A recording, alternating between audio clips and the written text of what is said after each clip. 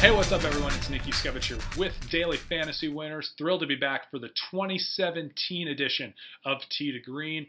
And we've actually got a couple additions and tweaks with DFS PGA on DailyFantasyWinners.com as well as Tee to Green. If you want to read about those, head on over to DailyFantasyWinners.com and specifically in the PGA forum section. And I basically announced them there only a few days ago, kind of right at the beginning of 2017. And so you can check them out there. And but for this first episode, we're just going to dive right on into the SBS Tournament of Champions, formerly known as the Hyundai Tournament of Champions. It is the same exact tournament, just simply a different sponsor. And this is still played at the Kapalua Golf Resort in Maui, specifically on the Plantation course, and two courses actually at the Kapalua Resort. There's the Plantation in the Bay, but it's always been at the Plantation only, and this year is no exception to that. So at the Plantation, and this is actually a golf course I have played before. If you've been with us for the last year or two, I've mentioned this before and dove into a couple of the details about the golf course. I will continue to do the same here a little bit in this episode. And actually, it connects to a couple new data points that I found with this tournament specifically that I'll be sharing a little bit later in the episode, and can kind of connect the dots there. And so don't think it's a huge edge from a DFS standpoint, the fact that I played there, but nevertheless, I do think it will actually help a little bit just based off of some of the data I found. It kind of makes sense off a potential theory I have. So we'll get into that in just a little bit. But first, what do you need to know about this tournament? There are only 32 players in this tournament, and it is all champions from the 2016 PGA Tour season. And because of this, there is no cut. All players are guaranteed 4 rounds, barring injuries, WDs, really bizarre weather shortening the tournament, but that would do it to the entire field, like we actually had a few years ago when it was extremely bizarre weather, and it got shortened to 36 holes, I believe, at the end of the day. But in any case, we're not expected to have that this year. Should be good to go for 4 beautiful days of sunshine over in Maui. Shocker. So in any case, what do we need to know about this golf course, specifically with the Plantation course? It is a par 73. It is the only one on the PGA Tour, and quite frankly, it's extremely rare to find a par 73 anywhere, especially from the tips for at any golf course. So how has this become a par 73? Same amount of par 5s. There's 4 of them, 2 on each side, but there's only 1 par 3 on the back 9. So we have an extra par 4 on the backside, so that's how we get there.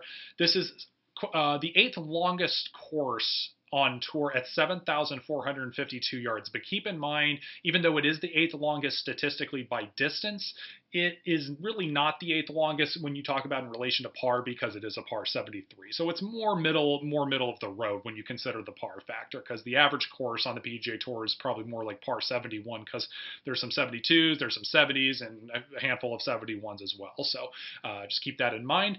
And while this is one of the easiest courses to score on in relation to par, Kapalua is pretty unique in comparison to most courses on the PGA Tour. Why, you may ask? First of all, there are massive elevation changes on a lot of these holes. The course is basically on this kind of the side of a mountain with the ocean on the other side of it, and kind of is along the coast there, with the Pacific on the to the west, and then the more Maui in the middle of the island being the mountain on the east side.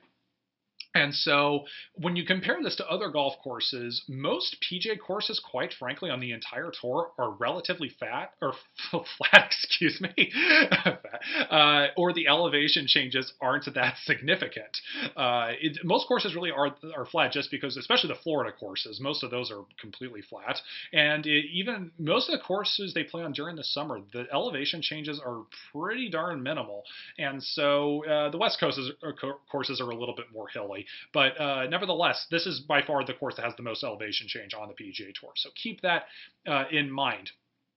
The second reason why this course is pretty unique, the wind usually actually blows in the same direction or close to the same direction every round. It's not always the case, but it's that case most of the time. And this course was designed with the elevation changes and wind in mind. So therefore, if you have like a 500-yard par 4, let's say, hole 7 I think is a little over 500 yards, driver wedge is still very much in play because it's slightly downhill, it's definitely downwind, and there's a little bit of, it's a dogleg right as well, actually. So driver wedge is easily in play, actually, for a lot of the players. not even just the Bombers on this course. But meanwhile, there's a 350-yard par 4, or like number 10's a good example of this. That's uphill and almost always into the wind, and that's not even drivable for the Bombers. Although Bubba did drive it last year actually, because there was one day the wind was actually going downwind on that hole. But normally that's a very rare. That's most of the basically just to say the course is designed with the distances and the elevation changes, in mind essentially. So. The next point is the fairways here are very friendly. They're probably the widest on tour. If they're not the widest, they're very close to the widest. The one variable, though, I think that's probably the most unique about playing here, though, is putting. And there are actually 3 things you need to consider when you are going to hit each putt. Number one, what is the break of the green that for the putt you're hitting? Obviously, that goes for any golf course you play. That's what we all do every time. It's the most basic thing. Read the green. The second thing is, where is the mountain and where is the ocean? On mountain courses, usually, if the mountain's on, the ball will basically break away from the mountain, because the natural terrain of the land is on a mountain course is that the ball's going to break away from the mountain, and it'll usually go toward the low point on the course. Or even when you're playing on courses with a lot of water, ocean courses or anything like that, the ball usually does break toward the ocean anyway. So it's kind of the two combined into one a little bit, kind of. And then the third thing I will also say is, and this is actually probably one of the most critical things of why it makes the putting particularly unique, is what direction is the grain of the grass growing? The grain of the grass grows in the direction of the ocean here, comes up in the east, because the sun obviously comes up in the east on the mountainside, and it sets in the west on the ocean side.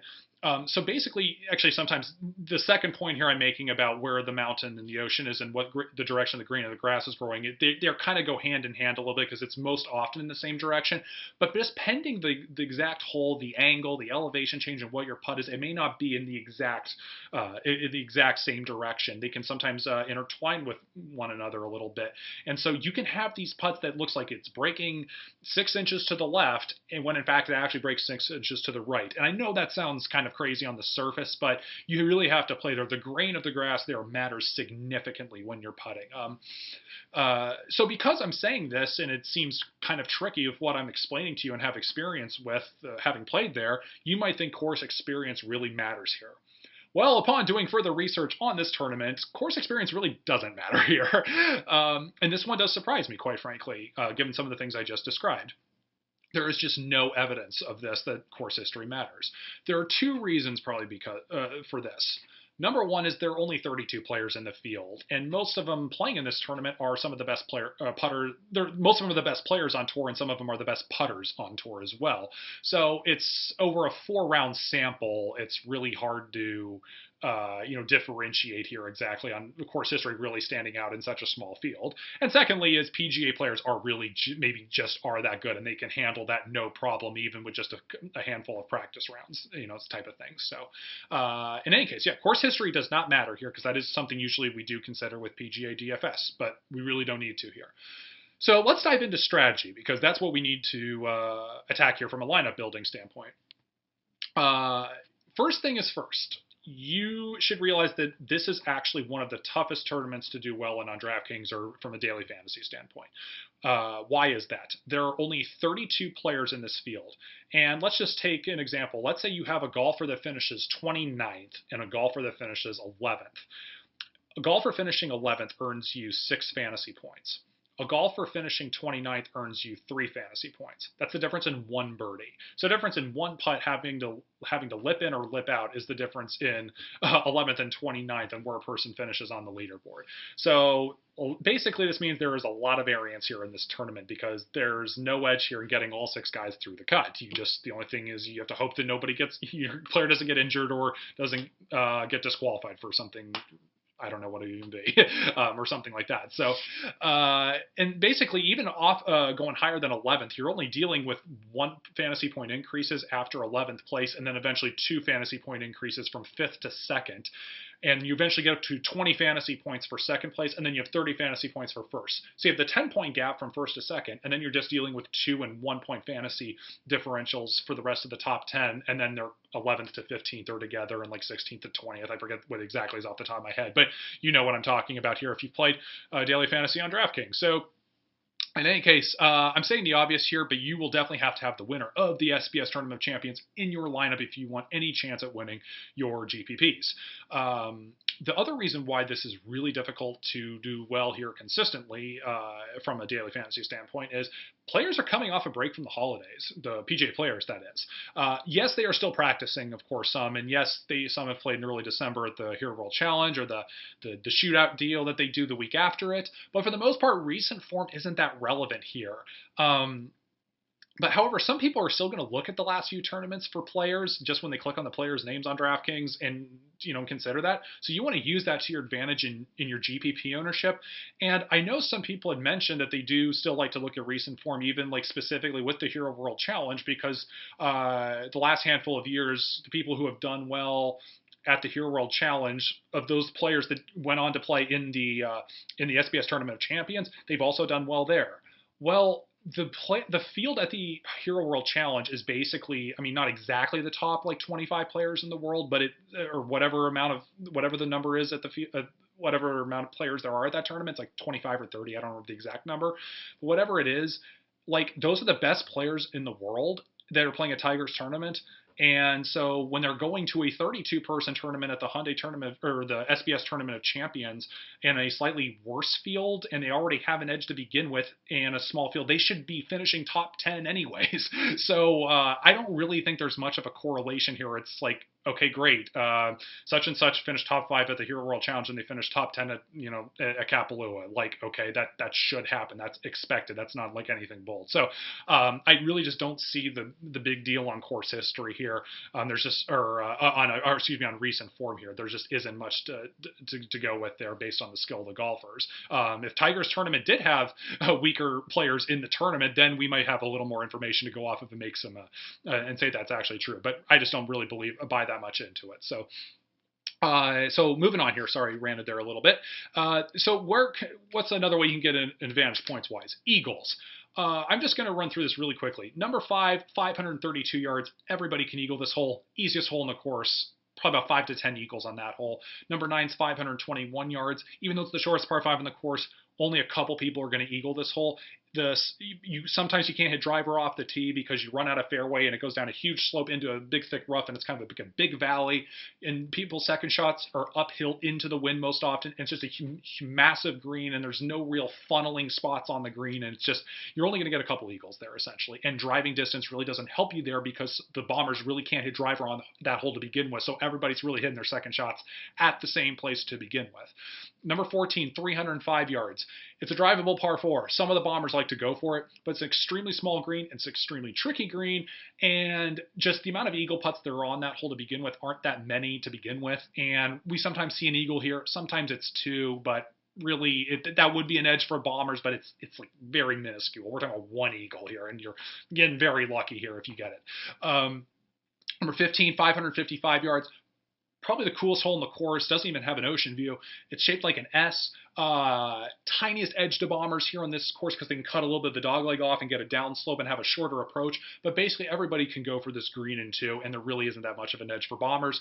And then the last hole, probably the signature hole in the course. You could debate a few holes on this course because the whole darn thing is gorgeous. 18, 663 yards. You might think that okay, nobody's getting home in 2. Wrong. Straight down mountain, straight down wind. I play this course. I played there twice, or I mean 2 trips over there. Played 36 holes each time, so I've actually played 4 rounds there. First time I was over there, I played the white tees when I was back in, I think it was like 8th grade, and then the second time I played there was when I was in college in the summer. It was like sophomore or junior year. Anyways, doesn't matter. I played all the way back, and I played it from 663. I hit driver 3 wood about as well as I could. I didn't like try and kill the ball at either point, but I just hit a good drive and a good 3 wood, and I got on the green. And my average drive is about 290, 295 with my driver. I can usually hit it over 300 if I catch it good on flat surface, flat elevation, but But the thing is, I'm basically, if I were a player on the PGA Tour in terms of driving distance, I would be definitely below. I would be below average. Because I'm talking about driver distance, and driving distance statistically on the PGA Tour doesn't factor in. They're counting all drives, like 3-woods and utility clubs with their driving distance. I'm talking about just my driver distance. So my driving distance. Average on the PGA Tour would be at the bottom. I would be in the Zach Johnson territory, probably, just basically saying. So it's my way of saying pretty much everybody can get home here in two. At the end of the day, a player here on average is going to post about a half an eagle here on average over the 4 rounds, because of roughly of how many eagles are made here over the course of the tournament usually. So they're usually you can usually count on one hand how many players make 2 eagles per tournament. About half the field usually makes 1, and then the rest don't make any. So that's how we kind of get to, actually that number is a little bit off. It's probably about it's a couple people that usually make 2 eagles, and then I would say it's about another 8 or 9 that make 1 eagle, I should say, and then the rest don't make any, because it comes out to be about a half an eagle per player on average.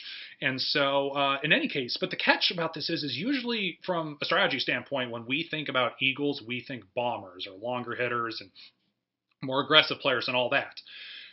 But as I just pretty much mentioned, longer hitters here doesn't equal eagles. And to just give you some evidence on this, let's go back to 2016. There were only 2 players that got 2 eagles apiece.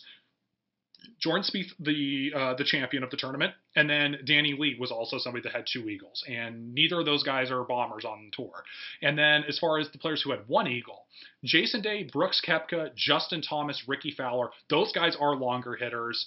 Usually Fowler's not a bomber, but he's definitely more on the longer side. And Fowler's actually, his eagle was a chip-in on number 5, which was one of the shorter holes, or the easiest holes to eagle on the course. But the other players that made 1 eagle in the tournament were Patrick Reed, Padraig Harrington, Kevin Kisner, David Lingmerth, Troy Merritt, and Zach Johnson. And especially some of those last few golfers I mentioned in that little run there, those are some of the shortest hitters on tour. So just to give you some more evidence that driving distance does not equal eagles here. So what kind of statistical edge can we find here? Because I'm basically saying that there's a lot of variance here, and it's a no-cut tournament, and driving distance doesn't really help. There is one statistical edge I think you can get here, and that's historically great putters do well here, or even putters who are coming off a great putting season. And a lot of times those will go hand in hand as well. And this may or may not have to do with what I was describing earlier about the greens being particularly unique and reading them with the grain of the grass and all that. Because even though course history may not show importance, great putters, that doesn't mean great putters don't do well here, because historically great putters do well here. And so this leads into my last point about lineup building for this tournament. And we'll kind of wrap it up here a little bit. A lot of people think Kapalua is a great place for bombers because of the wide fairways, the eagle opportunities, and there being no cut. So, for example, just to give you an example of this, there were 32 players in the 2016 event. Only 1 player on the top 10 on the leaderboard finished in the top 10 in driving distance as well. So that kind of gives you an idea that the evidence isn't there. But still, there are a lot of people who think that driving distance, the bombers do well here at Kapalua because of the wide fairways and all that, and the eagle opportunities. So this will likely, just at the end of the day, when it comes to your GPP lineups, this will likely lead to the bombers being over-owned in GPPs, or at least some of them will. So my recommendation is, if you're doing GPP lineups, focus primarily on the good putters for this tournament. And you should focus on them for cash and GPPs as well, but I just say you might want to fade a couple of the bombers as well. It doesn't mean to fade all bombers, or that they're just simply bad. It just means if there are a couple bombers in this field that you think are going to be owned particularly high, but you see are not good putters, you may want to consider fading them or not playing them, just based upon how many lineups you're making, of course, and all that. So it's okay to use bombers, but I would just try and focus more on the good putters as well. And if they're good at both, they're probably one of the best players on tour, quite frankly, and they're one of the more expensive players. So just something to keep in mind there. Well, my last thing here is just my top pick that I like for this week. This is nothing like bold or over the top here. It's Jordan Spieth. I know he's the most expensive at $11,500, but on DraftKings. But at the end of the day, you can make great lineups no matter what here, even if he's the most expensive guy here in Spieth. Again, this is a no-cut event. You can be a little bit more aggressive with your lineup making here, and you can still really easily make good lineups here, like I said. And he is probably one of the best putters on tour, and he may be the best putter on tour, obviously. Obviously, he can just tear it up, and he's torn it up here the last couple times he's played here. His course history here is great, but that's not the reason why I'm picking him. I'm picking him because he's a great putter. That's more the course history may come with it a little bit just as a result, but that's more the reason why I'm getting where I'm picking Spieth with his putting. And he's simply, I think, the player that's most likely to have a top five here, or the safest to be in the top five, and you can still get some other golfers who are clearly capable of winning in your lineups with Jordan Spieth. I know a lot of people like Hideki. He's won 4 of his last 5 starts, but Hideki historically is not a great putter, and that doesn't mean Hideki can't win or anything like that, but I'm just going to say I like Spieth a little bit more for the putting angle here. Jason Day, you guys all know that I think Jason Day is the best player on tour when he's 100% healthy, but Jason hasn't been playing nearly as much or practicing as much because of him taking care of his back, obviously, because he didn't play at the very end of the fall season, or end of the summer season, I should say, and then took off pretty much the entire fall. So that would be something to keep an eye on with Jason as well. And then Dustin Johnson, he's more of a bomber. He's not the greatest putter in the world, but he's obviously much better over the last couple of years, I should say, when it comes to putting specifically. But again, we're splitting hairs here a lot of times with the top players, and so I give Spieth just a slight edge here for Kapalua with the putting angle. It's more pro Spieth than anti DJ, of course, as well when it comes to that. So and for the rest of my picks and discussion on all the other players in this tournament for the SBS Tournament of Champions, head on over to DailyFantasyWinners.com. In the PGA Forum section, I'll be talking there a lot about the upcoming tournament over the next handful of days leading up to the tee times on Thursday. And so, and the nice thing is the tournament doesn't start till later in the day on Thursday, of course, as well, because we have the time advantage with the tournament being in Hawaii. So that's nice that we have a little extra time here to talk about this. So in any case, that is it for this video. If you have any questions you want to talk to me about, please feel free to either talk to me on the PGA Forum on DailyFantasyWinners.com, or you can hit me up on Twitter at Nick Yuskevich. And we always love the subscriptions to Daily Fantasy Winners here with our YouTube channel, of course. So thanks, everybody, and good luck.